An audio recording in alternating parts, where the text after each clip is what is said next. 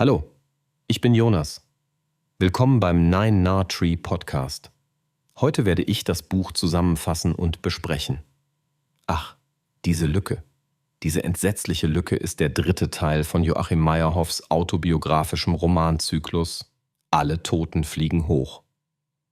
Mit feiner Ironie und tiefer Menschlichkeit schildert Meyerhoff seine Jugendzeit in den 1980er Jahren, als er von Schleswig nach München zieht, um an der renommierten Otto Falckenberg Schauspielschule zu studieren.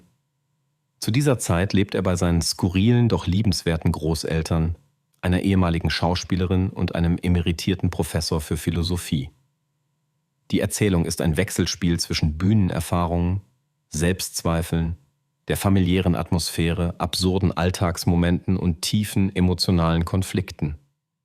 Der Roman besticht durch Meyerhoffs Fähigkeit, Profanes wie Bedeutendes kunstvoll miteinander zu verweben und dabei mit Witz, Charme und Melancholie zu glänzen.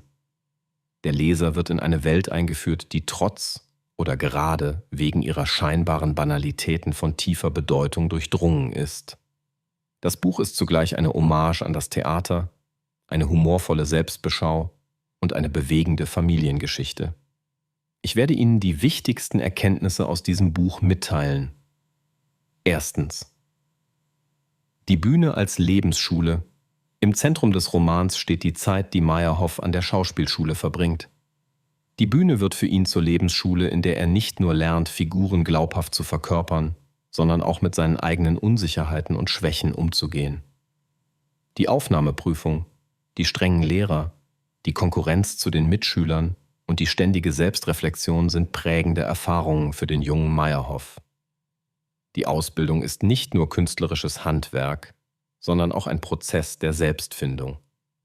Dabei beschreibt Meyerhoff facettenreich die Herausforderungen und Rückschläge, den Druck, aber auch die Komik, die in den alltäglichen Proben und Ausbildungssituationen steckt. Diese Erfahrungen werden mit einer solchen Präzision und Ehrlichkeit geschildert, dass sie auch für Leser ohne Theaterbezug nachvollziehbar und bewegend sind. Zweitens. Das Familienleben mit den Großeltern. Ein weiteres Herzstück des Romans ist das Leben im Haus der Großeltern. Beide Großeltern sind exzentrische Persönlichkeiten mit wilden Lebensgeschichten und eigenwilligen Eigenheiten. Meyerhoff entwirft ein liebevolles wie auch humorvoll skurriles Porträt des Zusammenlebens. Gemeinsame Abende, absurde Gespräche, philosophische Exkurse des Großvaters und Erinnerungen der Großmutter an ihre Theaterzeit bestimmen Meyerhoffs Alltag. Die Großeltern stehen in ihrer alten Villa für eine vergangene Welt, in der Bildung, Kultur und Distinktion zentrale Werte darstellen. Trotz aller Schrullen und Marotten entsteht eine starke emotionale Bindung zwischen Enkel und Großeltern. Meyerhoff nimmt den Leser mit auf eine Reise durch die Erinnerungen und Lebensweisheiten dieser Generation und reflektiert gleichzeitig über Abschied, Vergänglichkeit und das Heranwachsen. Drittens. Selbstzweifel und die Suche nach Identität. Über weite Strecken des Romans hadert der Protagonist mit sich selbst. Die Anforderungen und die harsche Kritik an der Schauspielschule lassen Meyerhoff immer wieder an sich zweifeln. Sein Weg ist geprägt von Ängsten, Unsicherheiten und dem Gefühl, nicht dazuzugehören. Besonders authentisch schildert Meyerhoff den inneren Zwiespalt zwischen dem Wunsch, Erwartungen zu erfüllen und dem Bedürfnis, er selbst zu bleiben. Die Suche nach Identität ist dabei allgegenwärtig. Wer möchte ich sein? Wer darf ich sein? Was ist das Echte in einer Welt der Masken? Diese Zerrissenheit wird in zahlreichen Alltagssituationen und den Gesprächen mit den Großeltern sichtbar. Der Autor gelingt es, diese universelle Erfahrung greifbar zu machen, mitsamt aller Ironie und Tragik. Viertens. Humor als Überlebensstrategie. Trotz der ernsten Themen wie Endlichkeit, Selbstzweifel und Generationskonflikten ist das Buch von einem durchdringenden Humor durchzogen. Meyerhoff versteht es, seine eigene Unsicherheit, das Chaos der Schauspielausbildung und die Verrücktheiten des Alltags mit leiser Ironie und liebevoller Selbstironie zu schildern. Der Humor wirkt dabei wie ein Schutzmechanismus, der hilft, die Absurditäten und Widrigkeiten des Lebens zu ertragen. Nicht selten driftet eine tragische Situation ins Komische ab, wodurch der Roman eine große Leichtigkeit erhält. Dieser Balanceakt zwischen Komik und Ernsthaftigkeit macht das Buch besonders und sorgt dafür, dass der Leser selbst über Schmerzhaftes noch schmunzeln kann.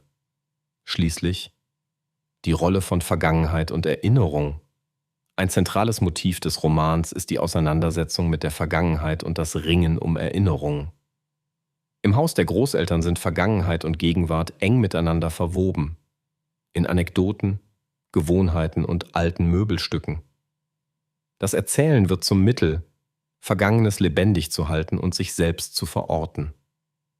Meyerhoff zeigt, wie Erinnerungen sowohl Halt geben als auch eine Bürde sein können. Die Konfrontation mit Verlust, Altern und Tod zieht sich als roter Faden durch die Geschichte. Gleichzeitig bietet die Rückschau auch die Möglichkeit des Verzeihens, der Selbstakzeptanz und des Abschieds.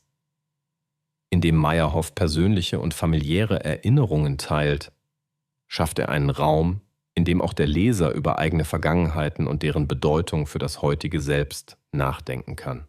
Zusammenfassend: Ach, diese Lücke, diese entsetzliche Lücke ist ein Buch für alle, die sich für Familiengeschichten, Theater, autobiografische Erzählungen und die großen Fragen des Erwachsenwerdens interessieren.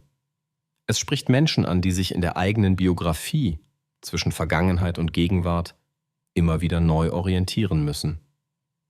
Meyerhoffs Geschichten sind treffend für Leser, die den Wert von Humor trotz schwieriger Umstände zu schätzen wissen, und für jene, die schon einmal an sich selbst gezweifelt haben. Besonders geeignet ist das Buch auch für Theaterliebhaber und jene, die sich für das Leben in anderen Generationen interessieren. Meyerhoff schafft es, individuelle Erlebnisse mit universellen Themen wie Identitätsfindung, Vergänglichkeit und familiärer Bindung zu verbinden. Das Buch bietet tiefgründige Einsichten und gleichzeitig leichtherzige Unterhaltung, was es zu einem wertvollen Begleiter im eigenen Lebensprozess macht. Im Vergleich zu vielen anderen Büchern verbindet Meyerhoff autobiografisches Erzählen, Humor, Reflexion und Emotionalität auf eine so einzigartige Weise, dass kaum ein anderes Werk diese Mischung so authentisch und unterhaltsam darbietet.